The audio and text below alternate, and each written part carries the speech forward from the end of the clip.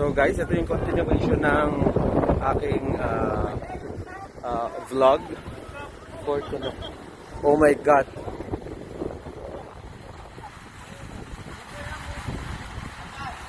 Wait! So nahulog yung cup ko dahil kay Sam.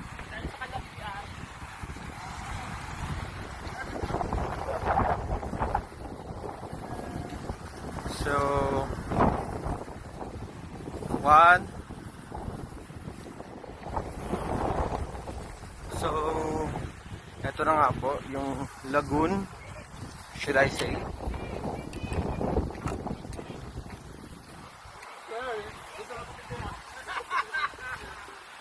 Alright. So, yung view ay kakaiba. I mean common kasi nature, but this is with this Mount Banahaw. Medyo maulap lang kasi alam niyo naman ang panahon ngayon. So, ito.